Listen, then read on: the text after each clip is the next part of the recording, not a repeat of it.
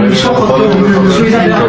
לא העיקרי, קודם כל לתת להם מכות, לא רק מכות כל כך מכינות, שהמחיר יהיה כבד מצוא, כרגע המחיר לא כבד מצוא, על התקפה רבת היקף ברשות הפלסטינית. דוד הרי פחד שהכל מתמוטט. לא פוחדים, צוחקים להם יראו לנו לתוך הישר וצחוק ופשוט הם לא פוחדים. זה מה שמביא אותנו ואז רגע, אבל אז שוב העולם יגיד מה, אתם חושבים? אתה לא מפחד מהעולם ביבי.